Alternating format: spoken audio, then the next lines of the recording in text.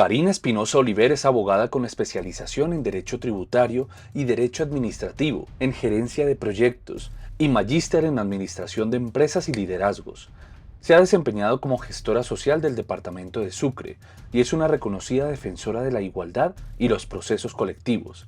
Ha trabajado durante toda su vida para generar espacios de inclusión y reconstrucción del tejido social.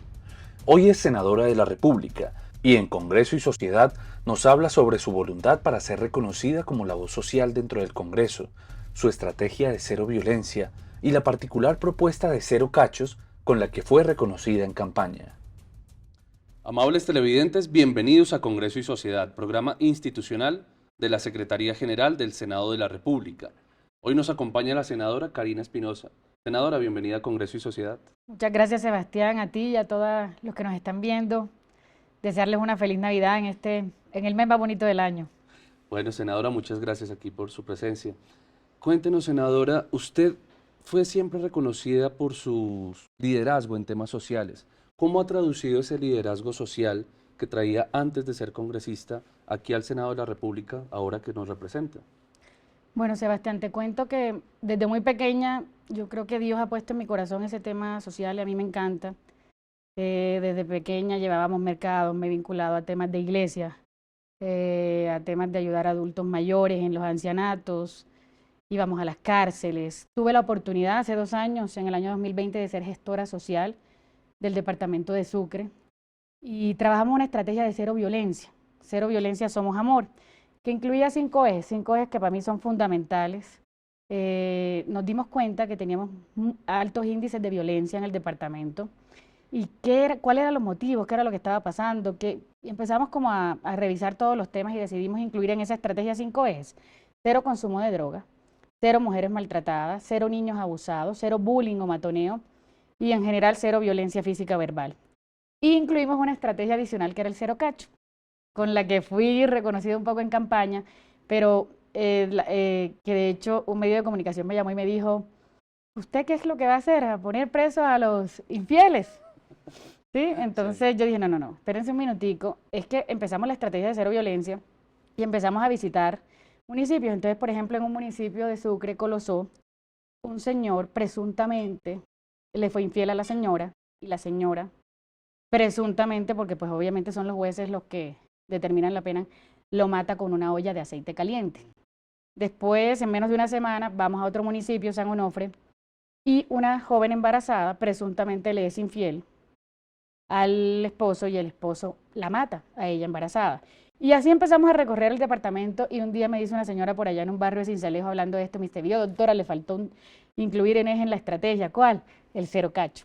Entonces de ahí empezó el tema de empezarle a hablar a la gente de que la infidelidad nos está dejando muchos homicidios y muchos suicidios y muchas lesiones personales.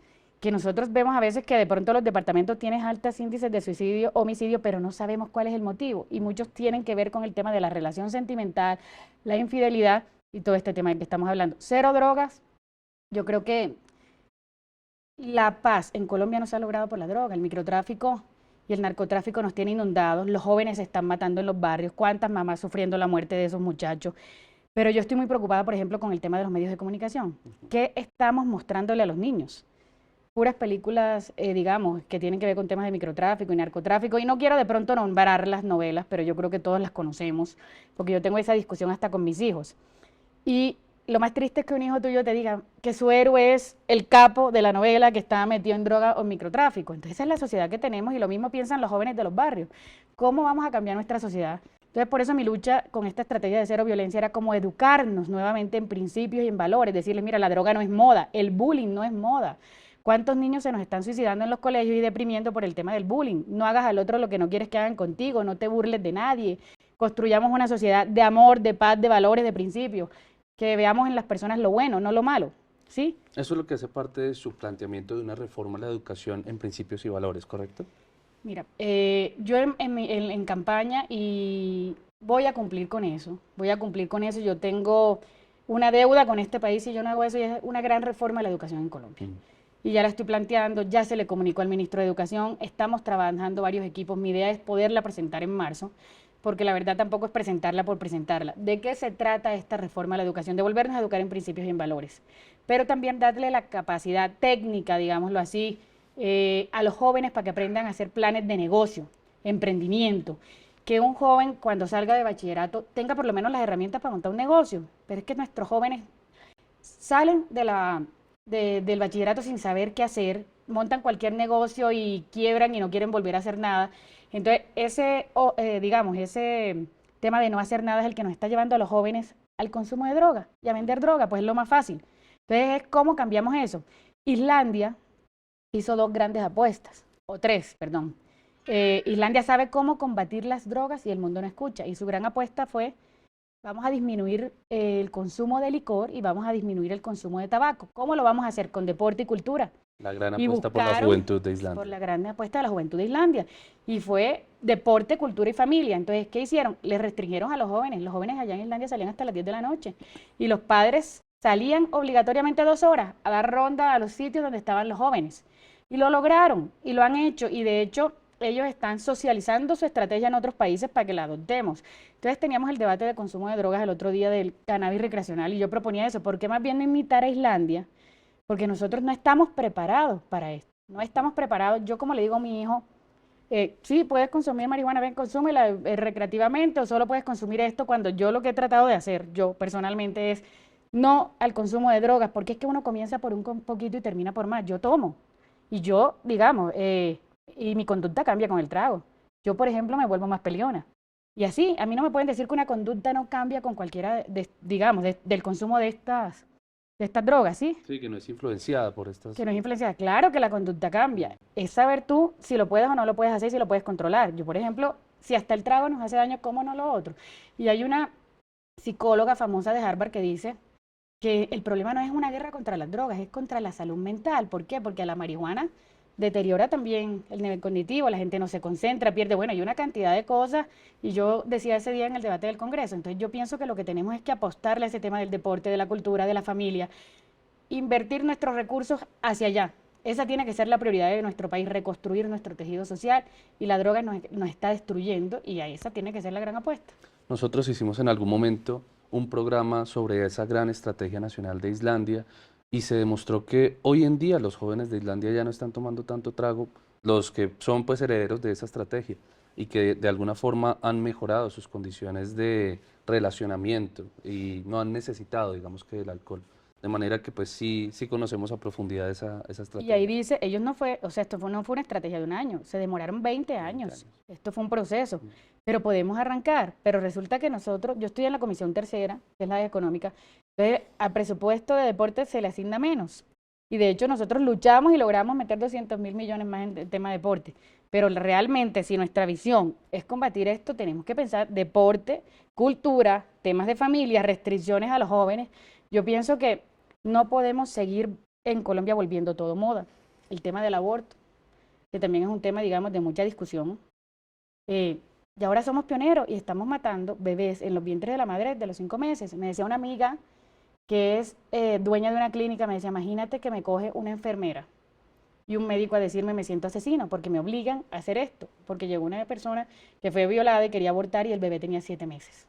7 meses, algo así. Bueno, entró la discusión y les tocó practicar el aborto. Entonces yo digo, ¿por qué tenemos que volvernos moda? Si ya Estados Unidos retrocedió, ¿sí? Retrocedió en el tema del aborto después de que lo tenía legal. Entonces, ¿por qué nosotros no? ¿Por qué tenemos que ser los pioneros siempre? Senadora, usted tiene otros proyectos de ley que tenemos muy poco tiempo para mencionarlos todos, pero básicamente cuéntenos en qué consisten en un minuto y cuál es el propósito de ellos. Hay uno de cárceles, hay uno de adulto mayor. Miren, Karina Espinosa quiere ser la voz social del Congreso.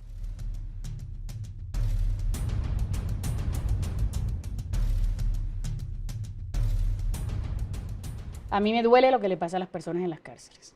Me duele la situación que están viviendo, el tema del hacinamiento, la alimentación, la comida se la entregan podrida, el tema de la salud. Los violan, los maltratan, los humillan. Entonces, en el debate que hicimos en el Congreso el otro día decía, ya ellos están perdiendo unos derechos. El tema de estar privados de su libertad, ya perdieron unos derechos, no tienen por qué perder la dignidad, no tienen por qué perder tantas cosas en ese lugar. Entonces, nuestra lucha va a ser porque esas personas de verdad se resocialicen, que es lo que nos dice el derecho penal. Tú vas a la cárcel, ¿para qué? Para resocializarte. Entonces, ya radicamos un proyecto con el senador Gustavo Moreno y la Comisión Accidental Penitenciaria y Carcelaria de cárceles productivas, de las competencias, y vamos a radicar uno de procedimiento, una reforma del Código de Procedimiento Penal y al Código Penal, digamos, buscando unos beneficios para esta población, para que los procesos sean más rápidos, dónde están las trabas, por qué se sienten tan abandonados esas pobres personas que no tienen ni siquiera para pagar un abogado e incluso ya cumplieron sus condenas y quedan ahí muchos años porque no hay quien los saque de esos lugares. O sea, tenemos la mirada puesta en eso y la idea es cumplirle a esta población. Adultos mayores, ¿qué nos preocupa del adulto mayor? Que también es una población que está muy desprotegida. ¿Qué vimos en pandemia?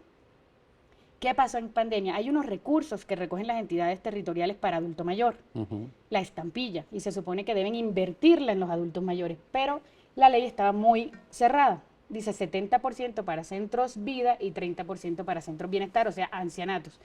Nosotros radicamos un proyecto de ley que permite coger ese 100% para cualquier actividad que sea para adulto mayor, para lo que se necesite. Porque ¿qué pasó en pandemia? Que como la ley estaba así y no se habían abierto los centros vidas, no se podían usar los recursos. Y la plata ahí, y los abuelitos sin mercado, y los abuelitos en la calle, los abuelitos en todos lados. Aguantando Y los hambre. centros bienestar, por ejemplo, en mi departamento solo hay tres centros bienestar, de 20 personas cada uno, por mucho 80 abuelitos. Y tú en estampilla ponle que tengas 3.000 millones. ¿Será justo darle esos 3.000 millones solo a esos tres centros? O sea, que de verdad el Estado pueda llegar a la población que lo necesite, que hay mucho adulto mayor que lo necesite, que no se concentre ese recurso solo en esto. Entonces, la propuesta es que ese recurso de estampilla, ese 100% se invierta en sí, claro, hay que ir una plata a Centros Vida, otra a Centros Bienestar y otra a lo que de verdad se necesite. Bueno, muchas gracias, senadora, por presentar sus iniciativas y por querer ser esa voz social del Congreso de la República. ¿Cuáles son sus redes sociales? ¿Dónde puede seguir la gente más de su trabajo? Bueno, muchas gracias, Sebastián. Mis redes sociales, Cari Espinosa Oliver en Twitter, Cari Espinosa Oliver en Facebook y Cari Espinosa Oliver en Instagram. Perfecto, senadora. Gracias por su presencia aquí en Congreso y Sociedad. Muchas gracias por la invitación. Feliz Navidad y feliz año a todos. Que Dios los bendiga. Y a ustedes, amables televidentes, los invitamos a contactarnos a través de nuestras redes sociales.